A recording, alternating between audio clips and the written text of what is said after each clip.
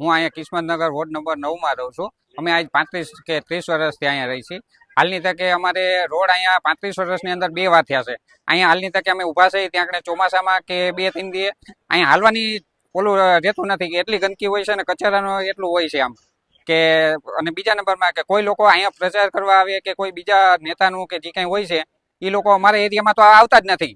આ વસ્તુ જોઈને અહીંયા બાજુમાંથી ના છેટેથી જ વહી જાય છે એમ કે અહીંયા એને હાલવાની તબલ પડે છે કે જે કઈ વસ્તુ છે એને એમ। અને અમારું તો રજૂઆતોમાં તો ઘણી કરી છે, એ લોકો એમ કહે છે કે અમારામાં આવતું નથી, તો આવે છે કોનામાં?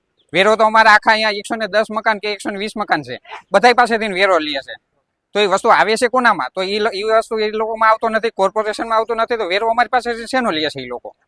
આજે અત્યારે અમારે 3-3 હજાર રૂપિયા એક મકાન દીઠ વેરો લે છે, તો એ વેરાનું એ લોકોને કાંઈક વસ્તુ તો એનું થતું હોય ને, અમારે જે લતો છે એનું કાંઈક નિરાકરણ કે કોઈ વસ્તુ એમ, તો એ લોકોને રજૂઆત કરીએ। હમણાં અહીંયા રોડ કરવા આવ્યા હતા તો એ લોકો કહે કે અમારામાં આવતું નથી, તો આવે છે આ કોનામાં? કઈ જગ્યાએ આવે ને કેવી રીતના આનું આવે એમ? હું અહીંયા 35 વર્ષથી રહું છું અને આ કચરાની અને રોડની સમસ્યા તો આજે કેટલા વર્ષોથી છે। અમે ઘણીવાર કહીએ છીએ, અમે આ રિંગ રોડ છે, 150 ફૂટ રિંગ રોડ છે, એ બધું અમારા આવ્યા પછી જો અહીંયા કાંઈ હતું નહીં, તે દિવસનું એ બધું સારું થતું જાય છે, કારણ કે રોડનો રસ્તો છે એ લોકોને બધું દેખાડવું છે એટલા માટે એ કરે છે। અને અહીંયા ખાલી 150 ફૂટ રિંગ રોડથી અંદર તમે જરાક આવો ત્યારે આ તકલીફ છે, બધા એટલા હેરાન થાય છે, ખાડા ખબડા, અહીંયા નકરો કચરો। આ કાલે મીડિયાવાળા આવ્યા હતા એટલે આ બધું સાફ આજે કરાવી લીધું છે, નકર અહીંયા કોઈ સાફ કરવા આવતું નથી। અને ચોમાસામાં તો તમે અહીંથી ચાલી નથી શકતા, એટલી ગંદકી છે। અને અમે કહીએ છીએ તો કે અમારામાં આવતું નથી, અમારામાં આવતું નથી।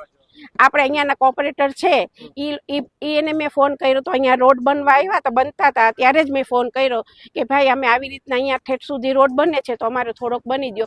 તો પછી એને તપાસ કરી કે બેન તમારા આ આખો વિસ્તાર છે ને એ અમારામાં આવતો નથી, અને એ કે એ નહીં થાય કે અમારામાં આવતું જ નથી। તો મેં કીધું એનું કારણ શું? તો કે એ અમને નથી ખબર પડતી, પણ એ આમાં સરકારમાં નથી આવતું। તો હવે સરકારી 25 મીટર આપ્યા છે, સરકારમાં કે નથી આવતું, એ લોકો પ્રશ્ન એવો કરે તો સરકારી આ જગદીશને આપેલા છે 25 મીટર, જગદીશને આપેલા છે, તો જગદીશને સરકારી 25 મીટર આપ્યા તો આ સરકારમાં કેમ નથી આવતું?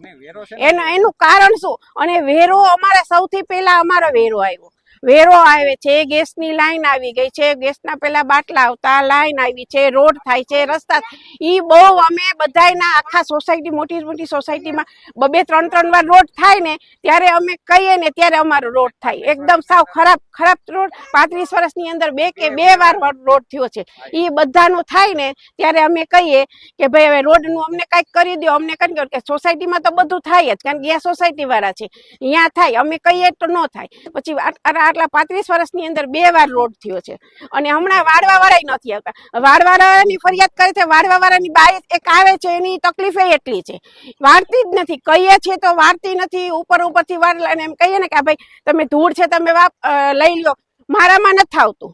વાળવાવાળા એવા પ્રશ્ન આપે છે, એમ કાંઈક કહીએ તો કે શું કાંઈ તહેવાર આપો, 7મ 8મ દો, ઓલું દો, બધું પૈસા લેવા આવે, અને 25-20 રૂપિયા તો લેતાય નથી, 50-50 રૂપિયા જ દો, 20 રૂપિયા કાંઈ નહીં એમ।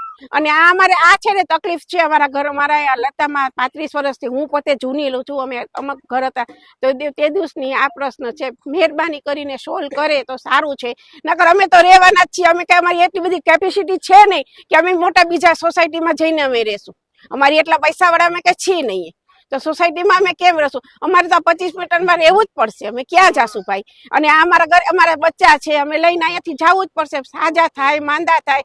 હમણાં છોકરાઓને ડેન્ગ્યુ થઈ ગયું હતું, મારા મોટા છોકરાને ડેન્ગ્યુ થઈ ગયું હતું, બધાને થઈ ગયું હતું, શું છે મચ્છરની એટલી તકલીફ છે। અને અમારા લતામાં શેરીમાં આવીને તમે જોવો તો